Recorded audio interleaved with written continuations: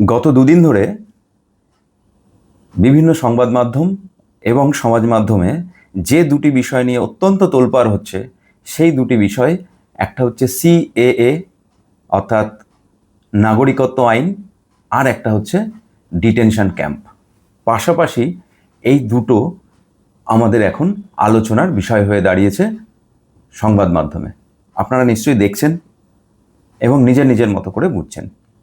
আজকে এই দুটো বিষয় এবং এর সঙ্গে এসআইআর অর্থাৎ স্পেশাল ইন্টেন্সিভ রিভিশন কতটা সম্পর্কিত এবং এই দুটো বিষয় একসঙ্গে কেন সামনে আনা হলো এবং এই দুটো বিষয়ের ভিন্নতা কী, এই নিয়ে আলোচনা করব। আর আলোচনা করব সিএএ তো কার্যকরী হয়ে গেল, কিন্তু এই সিএএতে আপনি কিভাবে আবেদন করবেন, কোথায় বা আবেদন করবেন, আবেদন করতে গেলে আপনার কি কি লাগবে, আবেদন করলে এরকম হবে না তো যে সেই আবেদন বাতিল হওয়ার পর আপনাকেই ডিটেনশন ক্যাম্পে যেতে হচ্ছে, কি কি সুবিধা রয়েছে, কি কি অসুবিধা রয়েছে, এবং এই মুহূর্তে দাঁড়িয়ে যারা ভারতবর্ষের বাইরে থেকে ভারতে এসেছেন বিগত 15 থেকে 20 বছর বা তার অধিক সময় ধরে, তাদের কি করা উচিত সেই সম্পর্কিত তথ্য সহকারে আপনাদেরকে আমি জানাবো। এই ভিডিওটির শেষ পর্যন্ত আপনারা ধাপে ধাপে যদি সঙ্গে থাকেন তাহলে আপনারা বুঝতে পারবেন যে ঠিক কী কী করতে হবে। তাই চলুন আজকে শুরু করা যাক এই আলোচনা পর্ব। আমার ছোট্ট চ্যানেল দ্য মোশন অফ লাইফে আপনাদের সকলকে স্বাগত জানিয়ে শুরু করছি পর্যায়ক্রমিক আলোচনা। প্রথমেই আসব সিটিজেন অ্যামেন্ডমেন্ট অ্যাক্ট 2019, যেটা 2019 সালে ভারতীয় সংসদ থেকে জানানো হয়েছিল যে 2014 সালের 31শে ডিসেম্বরের মধ্যে যারা ভারতবর্ষে এসছেন বাইরের দেশ থেকে শরণার্থী হিসাবে, তাদেরকে ভারতের নাগরিকত্ব দেওয়া হবে। এটা আমরা সকলেই জানি, কিন্তু এটা জানা সত্ত্বেও শুধুমাত্র পশ্চিমবঙ্গ নয়, সারা ভারতবর্ষ জুড়ে বিভিন্ন রাজ্যের বিভিন্ন মানুষ কিন্তু সিএএতে অ্যাপ্লাই করেননি। অ্যাপ্লাই না করার কারণ যে এই আবেদন করলে এমনটি হতে পারে যে এই আবেদনের ফলে সেই আবেদন ফেল করলে আপনাকে হয়তো আপনার পুরনো দেশে পাঠিয়ে দেওয়া হবে। এই ধরনের একটা ভীতি কিন্তু ছিলই, রাজনৈতিকভাবে হোক বা যেভাবেই হোক মানুষ এইরকম একটা ভীতি নিয়ে বসেছিলেন। এখন এই যে গত দুদিন অর্থাৎ প্রথম যেটা আসলো 1 সেপ্টেম্বর 2025, তারপরের একটা নোটিফিকেশান এলো 1 সেপ্টেম্বর, 2 সেপ্টেম্বর 2025, পরপর দুদিন দুটো নোটিফিকেশান জারি হলো, গেজেট নোটিফিকেশান। সেই গেজেট নোটিফিকেশানে কি বলা হচ্ছে? সেই গেজেট নোটিফিকেশানে বলা হচ্ছে যে 2024 সালের 31শে ডিসেম্বর পর্যন্ত যারা ভারতবর্ষে এসছেন তাদের উপর কোনো রকম নিষেধাজ্ঞা জারি হচ্ছে না। ভালো করে এটা খেয়াল করুন, 2014 সালের 31শে ডিসেম্বর এবং 2024 সালের 31শে ডিসেম্বর, অর্থাৎ এই যে দীর্ঘ 10 বছরের একটা এক্সটেনশন, এটা কি আদৌ এক্সটেনশন? অর্থাৎ 2019 সালের যে ভারতের নাগরিকত্ব আইন যার উপর বেস করে তৈরি করা হয়েছিল, যে কাট অফ ডেটটা রাখা হয়েছিল 2014 সালের, এটাকে কি এক্সটেনশন করে নিয়ে আসা হলো 2024-এর 31শে ডিসেম্বর? উত্তর কিন্তু না। কেন না? এইখানটা পরিষ্কার করে দিই। আপনাকে যদি ভারতের নাগরিকত্ব নিতে হয়, কারা নেবেন? প্রথমত তো দুটো বিষয়, কারা নেবেন। ভারতের নাগরিকত্বের বিষয়ে কেন্দ্রীয় সরকারের স্বরাষ্ট্র মন্ত্রক খুব পরিষ্কারভাবে দুটো জিনিস জানিয়ে দিয়েছে। এক, কারা শরণার্থী আর কারা অনুপ্রবেশকারী। শরণার্থীদের নাগরিকত্ব আইনের আওতায় নিয়ে আসা হচ্ছে, আর অনুপ্রবেশকারীদের ডিটেনশন ক্যাম্পে পাঠানো হবে। এখন বাইরের দেশ থেকে আসা আপনি শরণার্থী কি না সেটা কিভাবে প্রমাণ করবেন? আর অনুপ্রবেশকারী বা কারা, তাদেরই বা কিভাবে বিভাজন করে ডিটেনশন ক্যাম্পে পাঠানো হবে? এইটা কিন্তু একটা লাখ টাকার প্রশ্ন।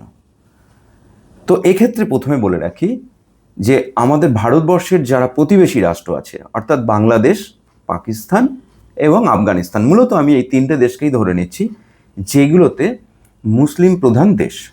অর্থাৎ এই মুসলিম প্রধান তিনটি দেশে যারা সংখ্যালঘু সম্প্রদায়ের মানুষ, অর্থাৎ হিন্দু, বৌদ্ধ, জৈন, শিখ, পার্সি এবং খ্রিস্টান, মোটামুটি এই 6টা সম্প্রদায়ের মানুষ বসবাস করেন সংখ্যালঘু মানুষ হিসাবে।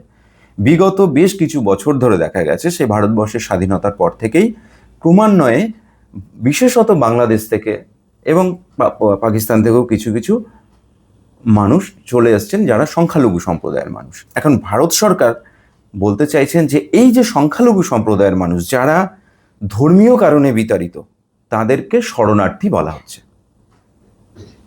আর এই 6টা সম্প্রদায় বাদ দিয়ে যারা থাকছেন, অর্থাৎ মুসলমান সম্প্রদায়ের মানুষ যারা থাকছেন এই মুসলিম কান্ট্রিগুলো থেকে, তাদের তো ভারতবর্ষে আসার এই যৌক্তিকতা নেই যে তারা ধর্মের কারণে বিতাড়িত হয়েছেন, অত্যাচারিত হয়েছেন, তাই জন্য তারা ভারতবর্ষে চলে এসেছেন, এরকম কোনো গ্রাউন্ড থাকতে পারে না।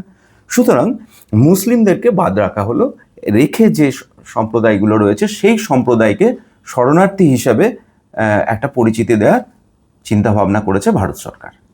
এইবার এটা তো অনেক দিন আগে থেকেই এই কথা চলে আসছে, কিন্তু এখানে একটা সমস্যা কিন্তু গত 10 বছর থেকে দেখা যাচ্ছে। সেটা হচ্ছে যে ভারতীয় নাগরিকত্ব আইন, যেটাকে সিটিজেন অ্যামেন্ডমেন্ট অ্যাক্ট বলা হচ্ছে 2019, সেই অ্যাক্ট কিন্তু ভারত সরকার অনেক দিন আগে প্রচলন করেছিল, কিন্তু সেইভাবে আবেদন জমা পড়ছিল না। আবেদন না জমা পড়ার পিছনে অনেক ভীতি ছিল। এখন যখন এসআইআরটা সামনে এলো, অর্থাৎ আগামী 2026 সালের এপ্রিল মে মাস থেকে শুরু হচ্ছে ভোট, এইবার এসআইআরটা এসে গেছে সামনে, বিহারের এসআইআর শেষ হয়ে গেছে, পশ্চিমবঙ্গে এসআইআর আসছে, সেখানে আধার কার্ড বা ভোটার কার্ডকে মান্যতা দেওয়া হচ্ছে না একমাত্র প্রামাণ্য নথি হিসাবে। এইগুলো যখন সামনে এলো তখন প্রচুর মানুষ একটা আসন্ন বিপদের সম্মুখীন হলেন, কারণ তারা বুঝতে পারলেন যে অন্য দেশ থেকে যারা এসছেন তারা বিভিন্ন পদ্ধতিতে বৈধ বা অবৈধভাবে আধার কার্ড বা ভোটার আইডেন্টি কার্ড তো বার করে নিয়েছিলেন, ভাবছিলেন যে এটাই আমাদের বোধহয় নাগরিকত্বের প্রমাণ, এটা দিয়ে আমরা ভোট দিয়েছি গত 10 বছর ধরে, সুতরাং আমাদের কোনো বিপদ নেই। কিন্তু যখন দেখা গেল যে এসআইআর এইগুলোকে মানছে না, তখন একটা হেনস্থার শিকার তারা হতে পারেন, এই একটা আতঙ্ক সারা ভারতবর্ষ জুড়ে তৈরি হয়েছে। সেটা কেন্দ্রীয় সরকারও বুঝতে পারছেন, সেটা রাজ্য সরকারও বুঝতে পারছেন। এখন এই 3টে বিষয় কিন্তু একে অপরের সঙ্গে কিভাবে কানেক্টেড দেখুন। প্রথমত, নাগরিকত্ব পাওয়া আর ভোটাধিকার প্রয়োগ কিন্তু এক জিনিস নয়। ভোটাধিকার প্রয়োগ করতে গেলে আপনাকে ভারতের নাগরিকত্বের প্রমাণ থাকতে হবে, আর ভারতের নাগরিকত্বের প্রমাণ আধার কার্ড বা ভোটার কার্ড নয়, এটা আমি আমার শেষ ভিডিওগুলোতে বলেছিলাম। সুতরাং যারা ভারতের নাগরিক, অর্থাৎ যারা ভারতের জন্মসূত্রে বসবাস করছেন, বা আর কি কি পদ্ধতিতে নাগরিক হওয়া যায়, যে ভারতে দীর্ঘদিন আগে এসছেন, তিনি ভারতের নাগরিকত্বের জন্য আবেদন করেছেন, সেই আবেদন গৃহীত হয়েছে, অর্থাৎ সিএএতে আবেদন করে তার আবেদন গৃহীত হয়েছেন, তিনি এখন ভারতের বৈধ নাগরিক, তিনি ভোটাধিকার প্রয়োগ করতে পারবেন। কিন্তু এই যে মাঝখানের মানুষগুলো যারা এই আমাদের প্রতিবেশী রাষ্ট্রগুলো থেকে এসেছেন, তাদের মধ্যে যারা অমুসলিম অর্থাৎ সংখ্যালঘু সম্প্রদায়ের মানুষ, তাদেরকে দেওয়া হচ্ছে সিএএ এর আওতায় নিয়ে আসা হচ্ছে। এখন তফাৎটা কি হলো? 2019 সাল আর 2025 সালের কথার মধ্যে তফাৎটা কি হলো? তফাৎটা কিন্তু খুব বেশি কিছু হলো না, তফাৎটা খুব সামান্য, সেটা আপনাদেরকে বুঝতে হবে। আজকের ডেটে যারা ভারতের নাগরিকত্ব আইন বা সিএএ এর জন্য আবেদন করবেন, তাদের কিন্তু ক্রাইটেরিয়া সেটাই দাঁড়াচ্ছে যে 2014 সালের 31শে ডিসেম্বরের আগে যারা ভারতবর্ষে এসছেন তাদের জন্যই এটা প্রযোজ্য হবে এই আইনটা। আর এই যে 10 বছরের মাঝখানে যারা এসছেন, একটা বিপুল সংখ্যক মানুষ এসছেন, বিশেষ করে ভারতের যারা সীমান্তবর্তী এলাকা মানুষজন, আমাদের পশ্চিমবঙ্গের ক্ষেত্রেও আছে সীমান্তবর্তী এলাকায়, বনগাঁ, গাইঘাটা বা মুর্শিদাবাদ, এই সমস্ত সাইড থেকে প্রচুর মানুষ এসছেন শরণার্থী হিসাবে। তাদের কিন্তু বিশেষত মতুয়া সম্প্রদায়ের মানুষদের একটা দুর্ভাবনা রয়েই গেছে যে এদের মধ্যে কিন্তু অনেকের ক্ষেত্রেই অনেকেরই বৈধ কাগজপত্র এই দেশের নেই। তাহলে এই 2014 সাল থেকে যারা 2024 সালের মধ্যে ভারতবর্ষে এলেন, তাদের কিন্তু ডিটেনশন ক্যাম্পে নিয়ে যাওয়ার একটা সমূহ সম্ভাবনা ছিল, যেটা নিয়ে বারবার ভীতি প্রদর্শন হয়েছে বিভিন্ন অ্যাঙ্গেল থেকে, এবং আপনারাও আতঙ্কিত হয়েছেন। ভারত সরকার এখন যেটা করলো, যে এই 10 বছরের মধ্যে যারা ভারতবর্ষে এসছেন তাদেরকে নাগরিকত্ব আইন, যতদিন নাগরিকত্ব আইনের আওতায় তারা না আসছেন, তাদেরকে কিন্তু কোনো রকম ডিটেনশন ক্যাম্পে নিয়ে যাওয়া হবে না। এই যে 6টা সম্প্রদায়ের মানুষকে বললাম যারা ধর্মীয় কারণে বিতাড়িত হয়ে ভারতবর্ষে এসছেন, চেষ্টা করা হবে তাদেরকে এই আইনের আওতায় নিয়ে আসার। তাদেরকে কিন্তু কোনোভাবেই ডিটেনশন ক্যাম্পে নিয়ে যাওয়া হবে না, বা তাদের কোনোভাবে হেনস্থা করা হবে না, তারা যে যে কাজের সঙ্গে যুক্ত রয়েছেন, ভারতবর্ষে যেভাবে রয়েছেন সেভাবেই থাকবেন, কিন্তু তারা যদি নিজে থেকে আগিয়ে এসে সিএ এর জন্য আবেদন করেন তাহলে তাদের কাগজপত্র খতিয়ে দেখা হবে এবং তাদেরকে নাগরিকত্ব দেওয়ার একটা প্রচেষ্টা ভারতের অভিবাসন দপ্তর নেবে। আর তাহলে ডিটেনশন ক্যাম্প কাদের জন্য তৈরি হলো?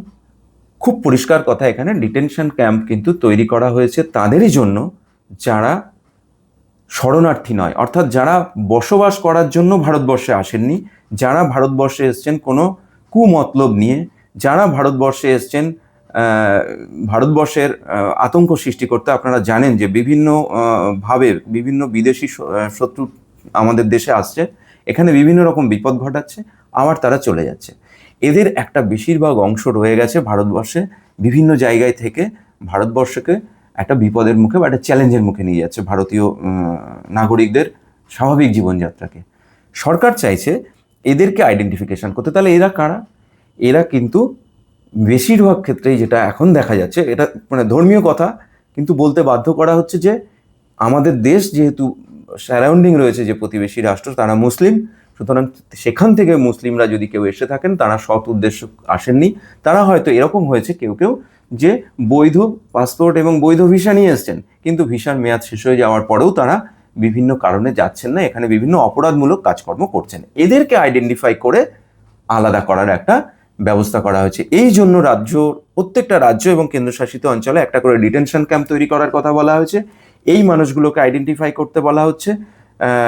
ফরেন ট্রাইব্যুনাল যারা আছেন অফিসাররা, তাদেরকে বলা হচ্ছে যে এদেরকে আইডেন্টিফাই করে এদেরকে ডিটেনশন ক্যাম্পে পাঠানো এবং এদেরকে এদের দেশে পুশব্যাক করানো। সেটা যে যে দেশ থেকে এসছেন তাদেরকে সেই দেশে পুশব্যাক করাতে হবে। এবার আমি ফিরে আসি আবার সেই আগের কথায়, যে তাহলে শরণার্থীরা কি করবেন? যারা বাংলাদেশ, আফগানিস্তান বা পাকিস্তান থেকে এসছেন সংখ্যালঘু সম্প্রদায়, তারা কি করবেন? তাদেরকে এখন কিন্তু যেটা করা উচিত বলে এই মুহূর্তে মনে হচ্ছে যে তারা ভারতীয় নাগরিকত্ব পাওয়ার জন্য আগে আবেদন করুন, অর্থাৎ সিএএ তে আবেদন করুন। এখন প্রশ্ন হচ্ছে সিএএ তে আবেদন কি করে করবেন? বিভিন্ন জায়গায় কিন্তু এই খবরগুলো প্রচার হচ্ছে, কিন্তু আবেদনের জায়গাটা খুব একটা পরিষ্কার হচ্ছে না। এইখানে আমি একটা আপনাদের তথ্য দিই, যেটা হচ্ছে যে সিএ সম্পর্কিত আবেদনের ফর্মটি মূলত ভারতীয় নাগরিকত্বর অনলাইন পোর্টালে করা যাচ্ছে। কি সেই portal? Indian citizenship online .nic.in, অর্থাৎ ন্যাশনাল ইনফরমেটিক সেন্টারের আওতায় একটা ওয়েবসাইট রয়েছে। আবারও বলছি, ইন্ডিয়ান সিটিজেনশিপ অনলাইন .nic.in। এর লিঙ্কটা আমি দিয়ে দিচ্ছি, আমার ডেসক্রিপশন বক্সে থাকছে, দেখুন আমাদের স্ক্রিনের উপর দিয়েও যাচ্ছে। এই ওয়েবসাইটে ঢুকে আপনি আবেদন করতে পারেন। এখন আবেদন করতে গেলে আপনি কিভাবে আবেদন করবেন?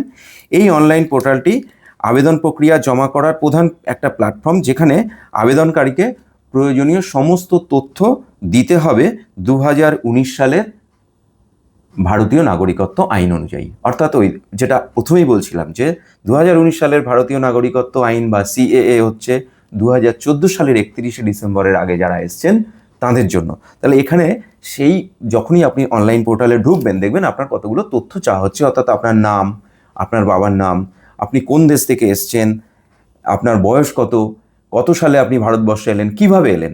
এখানে আবার কতগুলো পদ্ধতি আছে, অর্থাৎ আপনি দেখা যাচ্ছে যে বৈধ পাসপোর্ট নিয়েই এসেছিলেন, কিন্তু এখানে এসে আপনার পাসপোর্টটা নষ্ট হয়ে গেছে বা আপনার ভিসার মেয়াদ শেষ হয়ে গেছে, কিন্তু আপনি আর সেই দেশে ফেরত যেতে চাইছেন না।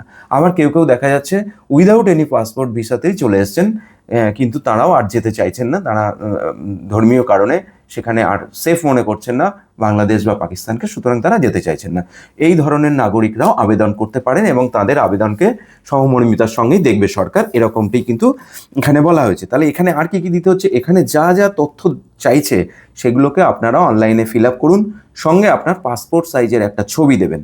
আর কি দিতে হচ্ছে? আর একটা ডকুমেন্টস দিতে হচ্ছে, সেটা হচ্ছে যে আপনি যে দেশ থেকে এসছেন এই দেশে, অর্থাৎ বাংলাদেশ থেকে যদি আমি ধরে নিই কেউ বাংলাদেশ থেকে এসছেন আমাদের ভারতবর্ষে, তাকে দিতে হবে বাংলাদেশ সরকার কর্তৃক জারি করা তার একটা জন্ম শংসাপত্র, অর্থাৎ তিনি বাংলাদেশে কবে জন্মেছেন সেটা ক্লিয়ার হচ্ছে সেখান থেকে।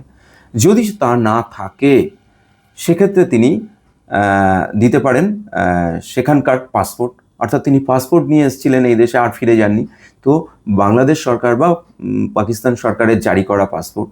যদি সেটাও না থাকে তো সেক্ষেত্রে তিনি বাংলাদেশে হয়তো কোনো লেখাপড়া করেছেন, সেটা বাংলাদেশের শিক্ষাগত যোগ্যতা তার যা আছে, সেই সরকার যে তার শিক্ষাগত যোগ্যতার যে শংসাপত্র দিয়েছিলেন সেই শংসাপত্রও যদি দেখানো হয়, সেটাকেও কিন্তু একটা প্রামাণ্য নথি হিসাবে ধরা হবে। অর্থাৎ আমি যে 3টি নথির কথা বললাম, জন্ম সার্টিফিকেট অথবা পাসপোর্ট অথবা আপনার শিক্ষাগত যোগ্যতার শংসাপত্র, এইটা কিন্তু এই পোর্টালে আপলোড করতে হচ্ছে। এইটা আবেদন করে বসে থাকার পর আপনাকে পুনরায় এইবার নাগরিকত্ব আইনের যা যা পদ্ধতি আছে, পরবর্তী ধাপগুলো যা যা এনকোয়ারি আছে, সেইগুলোকে মিট আপ করে আপনাকে একটা ভারতীয় নাগরিক হিসাবে যদি বৈধতা দেওয়া হয়, তখন আপনি পরবর্তী ধাপগুলোতে, অর্থাৎ এই আমরা এসআইআর বলছি বা যা যা বলছি, ভোটাধিকার, এই সমস্ত কিছু সাধারণ আমরা যারা ভারতীয় নাগরিক আছি তাদের মতো আপনারাও এগুলোকে অ্যাভেল করতে পারবেন। এই গেল সিএ এর ফাংশন। সুতরাং এই মুহূর্তে যেটা আমার মনে হয় প্রচুর মানুষ যেটাতে উৎসাহিত হয়েছেন যে সিএ একটা চালু হলো, আমাদের এবার আবেদন করা উচিত, এবার প্রচুর পরিমাণ কিন্তু আবেদন পড়বে। তো আবেদনের বিষয়ে আরও বিস্তারিত বলার জন্য আমি পুরো ওয়েবসাইটটাকে দেখিয়ে কীভাবে আবেদন করতে হচ্ছে আমি লাইন টু লাইন দেখাবো। এর পরবর্তী একটা ভিডিও আপনারা একটু এই চ্যানেলটাকে সাবস্ক্রাইব করে রাখলে পরবর্তী নোটিফিকেশনে পেয়ে যাবেন। আমি আজকে এই ভিডিওটা বড় হয়ে যাবে বলেই আমি অনলাইন অ্যাপ্লিকেশন পদ্ধতিটা দেখাচ্ছি না, আমি পরবর্তী ভিডিওতে পরিষ্কারভাবে এটা দেখিয়ে দেবো।